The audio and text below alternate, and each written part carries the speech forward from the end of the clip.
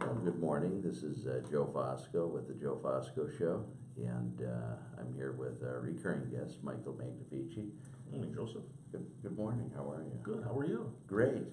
How are you feeling? Were you up late? I know there's Up very late. a lot of stuff going on last night. Yeah, watching the game. Kind of a tough game to watch, because you get so tensed up in a 3-2 game, in an elimination game, that it's kind of hard to get back to sleep. Yes.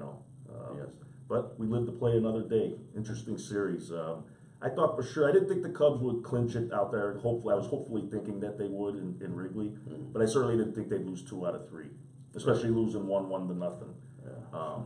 I saw a statistic the other day that they're saying the last time the Cubs or a World Series game was 1-0 in the history of the World Series was Babe Ruth pitched the game in 1918 for Boston. So that's how long it's been that a game has been like that. But the Cubs, their bats woke up a little bit last night. A little concerning about, if you watch the game closely, I was a little concerned with when Rizzo hit the double. If that throw was on the marquee after Bryant got the home run to tie up the game, Rizzo hit the double. He kind of jogged it. I guess that's what baseball's evolved into today. That they aren't like Pete Rose. Pete Rose got the nickname of Charlie Hustle because on a walk he would just sprint to the base, and some guy in the dugout says, "Man, that guy's a real Charlie Hustle." Right. And Schwarber was looking at the ball thinking it was going to be out of the park, and it just hit high off the wall in right field. And if the throw was on the bag, he would have been out because he was jogging the first base. And there was another place, Solar did the same thing. There was a misplayed ball, or not in this past game, but a couple games ago, I guess. I forgot about it. And So back up a second. Didn't Babe Ruth use heavier bats than what they sure. usually used to? Yeah, I saw. It has something to do with it. Well, that's what they If, had. if you know how to use a bat like that. Well, he was a strong guy. Yeah, you have the muscle power. Back in the 70s, I remember an All-Star game, when the All-Star games were a really neat thing to watch, before they meant, it was just an exhibition. They had Willie Stargell. They had Babe Ruth's legit bat out there, a replica of his bat, or maybe one of his bats. And Willie Stargell was a Hall of Famer with the Pittsburgh Pirates, big guy. I actually saw him play at Wrigley when I was a kid, and he was holding the bat like this. He says, "Man, it's a heavy bat. 37 ounces, 37 inches." Nowadays the bats, they're shorter. They don't weigh, maybe 32, 33 ounces. Some guys use a heavier bat, but the bats are much lighter today. And the guys are stronger. Go figure it out. Today's athlete is a lot stronger. They're using lighter bats, so I don't know if that's the formula. But you're definitely right that they did use heavier bats back then. I'm sorry I interrupted you. No, I was just saying about that that they just don't hustle everything out. That could have been a big play. It wound up being a big play in the game for us to win. But just think if he gets out at second, and you got an out and nobody on base, and we wound up scoring 2 runs in that inning. But we still haven't woken up the bats yet. We got Arrieta going on game 6. Hendricks going on game 7, and Colbert and Tomlin. Tomlin's game 6, and they're both on short rest, so that may help us out. But there's another stat that doesn't bode too well for the Cubs. That 44 teams have been in the World Series have been down 3-1. Only 5 of them have come back. And that's pretty much against us there. But it's if they just play it one game at a time. I know it's a cliche, but cliches are around for a reason, and nobody's thought us anything better to say to talk about a topic that could be better than one game at a time. So I'm looking forward to the game. Like I got a few notes here I wanted to look at. The middle of the lineup is not doing well at all. I listen to John Smoltz, who's a Hall of Famer, used to play for the Atlanta Braves. He's announcing with Joe Buck, and he was saying after they got a first strike on Baez, they says the pitcher won't throw another strike to him. He'll just throw it in the dirt. He struck out on 2 pitches in the dirt. Yeah. He says, I don't know why the Cubs don't even they never do it, but just give the take sign because everything's going to be a ball after that. He could just basically get a walk to the base. But they gotta be more patient behind the plate. I think what's going to hold well for us here is the fact that we're getting out of Wrigley. I think these guys were nervous. I think they were overwhelmed. None of that curse stuff I think applies. I just think that they were pretty nervous about being in Wrigley, getting that first World Series win in 71 years. I think now once they get away from all of this, they don't have to worry about tickets, personal obligations to friends and family. They get out there. They have played well on the road. 71 years. 71 years they haven't won a World Series game till last night. Oh, I see. Yeah, 1945 was Yeah, the last right, time they yeah. won. So I'm looking forward to them just relaxing a little bit, maybe get the bats come back, and like I said, we got Arrieta going tomorrow night, and he pitched a good. He had a no-hitter going into the 6th inning last time out there, so we should be okay. I mean, hopefully okay, but there's a lot of talk about will the Cubs lose their identity as the lovable losers if they win. Like they want to, they're saying that they won't be the most loved team. The ratings, I guess, are up 36%. It's like, and it's all because of the Cubs. Right. Nationwide, everybody's pulling for the Cubs. It's really amazing, and it'll be an interesting game to see. Oh, it sure will be. Did you watch the game? Oh, of course. Yeah. I think everyone. Yeah, everybody's watching world the game. watched it. They had Bill Murray. They showed Bill Murray about half a right. dozen times. They had Right. John Cusack, what's his name, Vince Vaughn, all Chicago guys.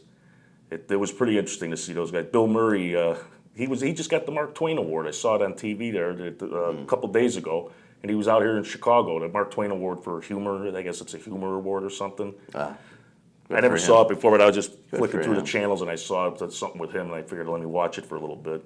And they made a comment about the World Series about it, so it was a rerun, but it must have been just a couple days ago. They said that Bill Murray would like to win the World Series, have the Cubs win the World Series. So about a month ago, you predicted that the Chicago Cubs will win the World Series. Yes. I'm going to ask you again today on the 31st of October, are they going to win the World Series? Yes, they are. I do believe they are. I got to stand. I can't back off my pick now. Right. That would be stupid to do that. But yeah, I believe they will. I believe they got to. Well, obviously they got to win tomorrow night before they can win. You look like you're almost talking yourself into this. I am, because I just it's hard to go against a statistic that 44 teams have been in this predicament, Sure. Joe, and only 5 of them have won. Right. I think it's less than that. The Kansas City Royals were the last team to do it, but they came home to do it. They were down 3-1, and they're going on the road. Right. And I think the last team to do it on the road was the '79 Pirates. That's what made me think of Willie Stargell, that "We Are Family" Pittsburgh Pirates song, that Sister Sledge song that they adopted as their theme song that year. It was. It goes against them, but I'm still gonna stay on the bandwagon. Yeah. Well, I'm a Sox fan. Oh, you are? Yeah. Well, you got your World Series in 05. But I support all teams. If they were playing the Sox, I would be on the Sox. Oh, sure. On the side of the Sox, but the Cubs are a Chicago team. I want to see them win. Right. But I won't share what my prediction is because I don't want to be offensive to all the viewers who are. Well, I guess you didn't. Devout, You just didn't give it Cubs. away by letting everybody know what it Cubs. is. Cubs Well, you're a fan. unique Sox fan, and I'll tell you why. Because most Sox fans won't cheer for the Cubs. True. And you're cheering for them because you're a Chicago guy before you're anything. Right. And that's pretty unique because most Sox. I know that when the Sox were in it, I was cheering for the Sox. I'm a Chicago guy before I'm anything. Why would I want another team, another city winning a title over a Chicago team? Right. Obviously, I'd want the Cubs being there, but I was happy for the Sox fans. I got plenty of friends that are. My kid's a Sox fan. Oh, I didn't know Michael was. Yeah. I don't know how he got to be a Sox fan when I'm, such a Cub fan, but he Right. did. Yeah. Because they've had more success. Maybe as a kid growing up, they're not Sure. the diehards like I was in '69. Right. Watching the Cubs blow an 8-game lead in September. And they had the amazing Mets won it that year. Right. Which was it was amazing that the Cubs. Leo DeRocher was the manager. Burton, Kessinger, Beckert, Banks. I remember the whole team. Went to a lot of games that year as a youngster, home games. But it'll be interesting to see. You mentioned that yesterday was a unique day in sports because every sport in America was actually the four major sports were in action yesterday. You had baseball in October. You had the NBA and just got their season started. Hockey and pro football. Right. And football, switching gears to talk about football a little bit. Yesterday was finally a good day in football. Got some great games to watch. The Green Bay game was pretty exciting, all the way down to the wire, which Green Bay was my pick. Green Bay +3, they only lost by 1. They should have won it straight up, but they didn't, but they covered the spread anyway. Great game. Last night was a great game. Dallas and Philly had the two rookies, possibly, the Dak Prescott and Carson Wentz went into overtime. And Dak Prescott couldn't do anything for Dallas all game, and then in overtime, this guy got him back. They were down in the fourth quarter, took it in overtime, and wound up winning the game for him. It was pretty exciting to watch. Yeah, sports yesterday was a great day in sports all around for me. The Cubs won. My team's one that I cheer for. Oh, how were your picks? How the picks that you Well, I guess the picks were good. made last week? Yeah, my picks were 3 out of 4 winners, but I advise everybody to go against me. So I guess the way you look at it is, if you're going against me, you would have been 3 out of 4 losers. Well, if you're telling people to go against you, that's part of your pick strategy. Yeah, so I guess then people need to not do that when you say. Well, yeah, I guess they you just shouldn't got do to that. make your own decision on it. It's a very unique science. But at the we'll end of the, figure it we'll out. figure it out. At the eventually. end of the year, I'm sure if you go against what I say, you're going to be fine. Right. Just last week there, I had 3 out of 4 winners. Yes. I almost want to be wrong in what I'm saying. I understand. I say go against it, but Right. if you're following and you're going against it, you had a bad week. But Right. We'll see. So, did we cover everything on that list? Let me see here. Yeah, pretty much. Watched a little bit of basketball. Watched. I haven't really gotten into hockey yet. It's with the baseball going on and the football. I'm back and forth between both of them, Joe. To be honest with you, and in the basketball, I really haven't gotten into the full swing. Once baseball's over with, I'll get into the basketball more, being more, following it more. But I did follow a little bit. Watched Dwayne Wade, and he looks like a good fit for the Bulls. I think they're going to be okay this year. I think they'll be about a 4th seed. They're going to make some trouble in the playoffs. They're not going to be a first team out, I don't think. I think it's a good fit with Rondo and Wade and Butler. It's Butler's team, and Wade's he's a good guy. He's used to deferring to somebody else coming in, somebody else on the team. When he took in LeBron, came to Miami, he deferred, to like the head of the team was LeBron, basically. Right. So, but they may make some waves. It's going to be tough to beat Cleveland, though. And in the West, you got Durant with the Golden State Warriors, the super team. He's just lighting it up with the points, 37 points, and one game, 32, and another taking shot after shot. Russell Westbrook's got 2 triple-doubles out of 3 games. That was the team he left, Oklahoma City. He's the guy that Jordan said most reminds him of him, the way he plays with the veracity that he plays with, the ferociousness that he plays with. Yes. He says that he's really excited to watch that guy play, and he's the owner of the Charlotte Hornets, But and he does remind me of Jordan. He just attacks the basket, got a good shot, and he's an exciting guy to watch. It's going to be a good basketball season. We'll have a lot more time to talk about exciting, that. Yes. Yeah, and that's about sports. That's pretty much about it. Just looking forward to Game 2 tomorrow or Game 6 tomorrow night. Oh, indeed. Where will you be watching that? I'll be watching it at home. Oh, I see. Yeah, well, most likely. Unless won't- I get an invite. Yeah, well, you know how to reach Michael if you want to invite Michael over for the next Cubs game. He'd be glad to come over. You'll bring some refreshments for everyone. Sure, I will. Okay. Absolutely. Would you do some? Would you? You are a retired mafioso. Would you sign any autographs? An autograph, yeah. All right. Speaking of which, you do have a couple of your followers who are enthralled with the whole outfit part of your life or your history. There was something that I think came up that we were planning on talking about, a story with one of.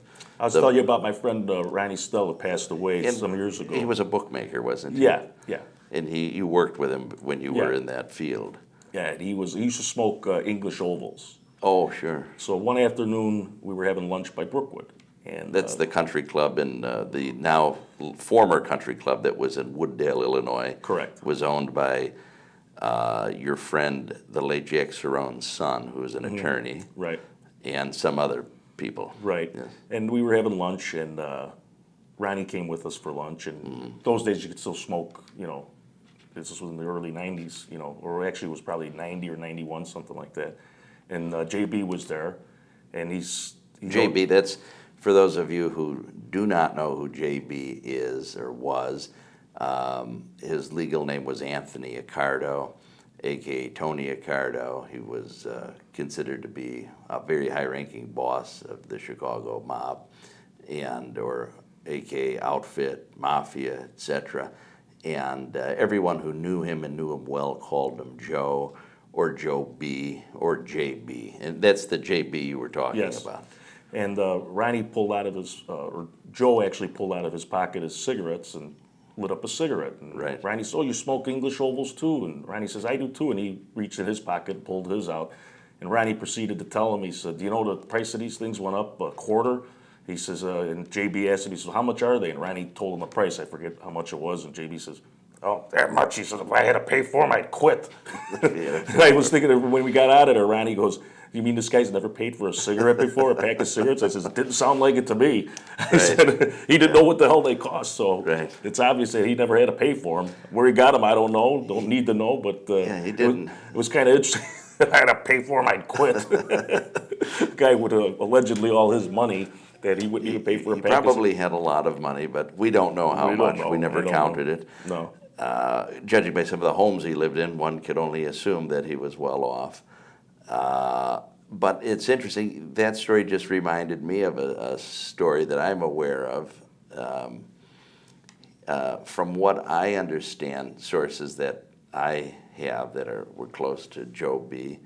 indicated that he had some sort of an obsession with collecting rags, actual rags that you'd wipe furniture down with. I didn't know that. You know, he just maybe he was a clean freak and just wanted to have Sounded an like Johnny abundance. Carson right there. I didn't know that. I didn't know that. So the laundry union would send a box truck of rags to his home periodically.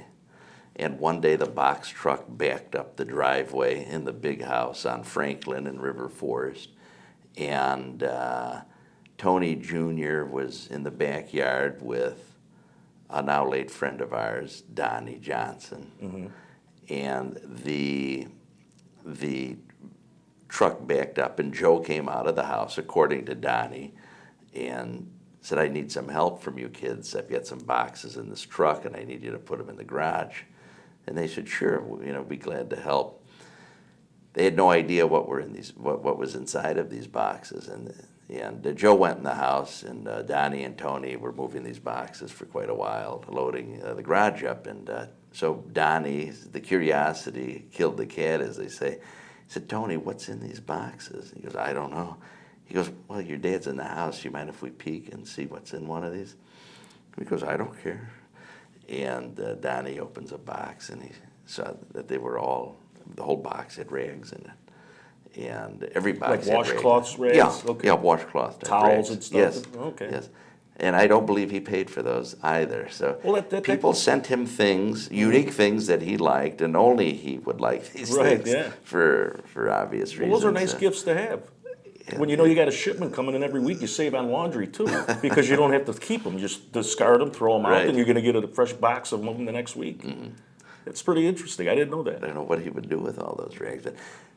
We have another viewer who has been asking me about Polish gangsters in Chicago. He actually mentioned the name Freddie,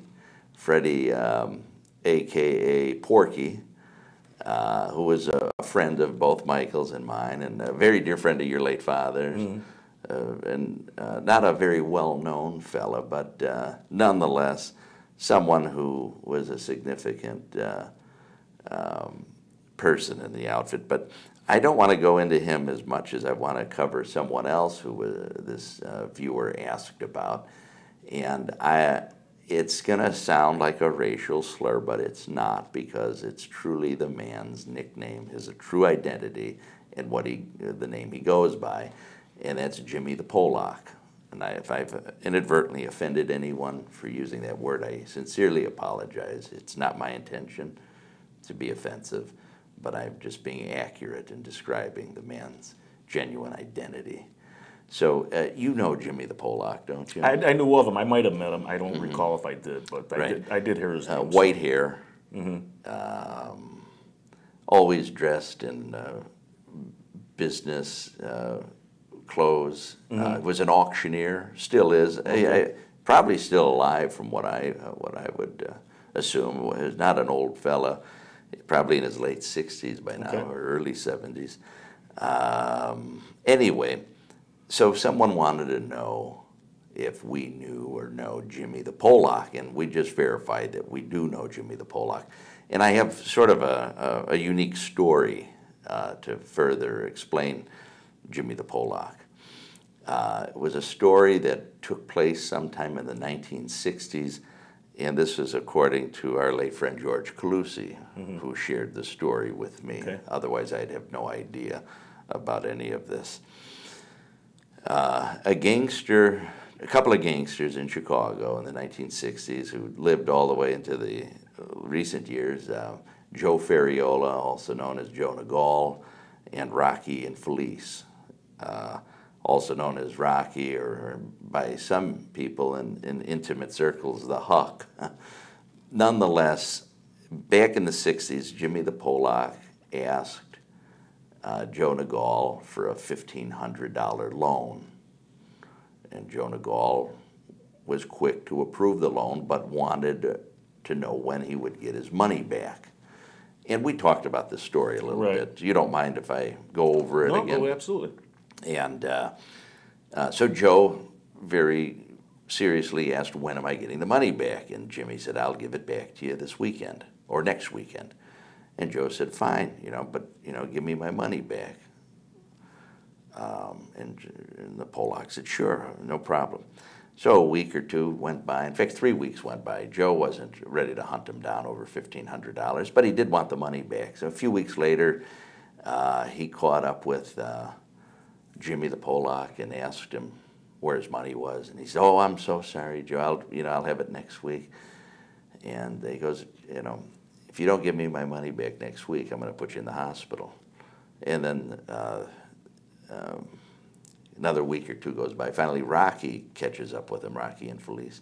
He goes, Joe's getting hot. Where's his money? He told me he's going to put you in the hospital if you don't pay this $1,500. And Jimmy said, oh, just tell him one more week, I'll have it. He goes, all right, I'll tell him. And then a week later, Rocky comes back to see him. Maybe even 2 weeks later. They were really trying to give him all the outs Sounds like they were possible. giving him every Absolutely. opportunity to make good on it. Rocky says, you have the money? He goes, no, I don't. I'll have it next week. And Rocky, he goes, all right, I'll try, talking to him about it. So a couple of weeks goes by, and Joe and Rocky, they got a phone call. It was Jimmy, the Pollock. He called and said, I'm in the hospital. Can you come and pick up the money? And so Joe sent Rocky to the hospital. Rocky went to his bedside, and he had the $1,500. Now, we're not laughing over something that happened in a violent way to someone. First of all, the story's 50 years old. Right. This didn't happen last night. The man has well recovered. I did not know him during the point in time where he was hospitalized. I didn't live through that with him. More important. And I think that it's a shame that he was put in the hospital. I don't condone violence. Do you, Michael? No, absolutely not. And but I could appreciate the history part of the story. Right. And I guess that's it. Yeah. So that's Jimmy the Pollock for you. Yeah, that's an interesting story. That long ago, he's that old now, huh? Obviously. Sure. He might have been 20-something years old when this happened. So that's 50 years ago. Yeah, he'd still be in which is Sure. young by today's standards, right? Right. But It may have been late 60s. I didn't ask exactly for dates and times when George was telling me the story. But I know it's a good story. yeah. Well, so your prediction is the Cubs are going to. I got to stick by my prediction. Okay. You don't want to offend anybody by telling your prediction, Right. so you won't say. I'm not going to You're not gonna reveal say my anything. prediction. I wanted to give you my picks for the week. If Yes, you don't let's hear those. Tonight I like the Bears plus the 4 against Minnesota. Monday Night Football, home team dog, just going with that. Although the Bears, I just hope they win more games than Cleveland. I don't want to. Cleveland is a terrible team. The Cleveland Browns, that is. They lost to the worst team in the league besides the Bears yesterday, the Jets. So they're bad. I like Jacksonville plus the 8.5 against Kansas City. I like Oakland Raiders plus the 1 against Denver. Oakland Raiders are playing. That Derek Carr is playing outstanding ball right now. Yesterday they had a NFL history record 23 penalties for 200 yards. They still won the game in overtime. And I don't know what it is with that uniform. Because these players are way different than the players of the 70s, the 80s, the 90s, now the 2000s. And it seems like they always get the Oakland Raiders are the bad boys of the NFL. They just have the most penalties. It's all different head coaches. It's, you know, same ownership, but now it's the kid. Al Davis used to own it. He's dead, his son. But you put that uniform on and you just get that, well, I don't know what it is, but all these Raiders are just bad guys on the field. But I like Oakland and I like Tennessee plus the 4.5 against San Diego. Duly noted. Okay. We'll see how you do. Are you going to tell everyone to bet against you? I got to stick, well, I'm staying with my prediction, go against this, because I'm sure I'll rebound. Well, but when you throw that hook in there, that means that they should actually make those bets. Well, So we've got to figure out the yeah, we got to science figure on out the this. science on this here. I hate to tell somebody that and then lose. Actually, my picks win, which means you lose if you follow the science of it. Right. But I would say go against them. I'm sure that I can. I was 3 out of 4 this week. Maybe when you make the picks from now on, don't advise them to go against you or not. Right. Let them develop their own Opinion. understanding of Okay. how this works. They'll formulate their own ideas. Maybe they could get a formula out of it. Yes. This week he and was let on. us next know. week- Yeah. Let us know if you could work with this, with Michael's picks and formulate A system. an ironclad, foolproof betting system. We'll all go to Las Vegas and start Absolutely. doing these things. Michael, thanks for being here. Thank you for having me. It's always a Your- pleasure. Your input is always appreciated. Thank you very much. Yes.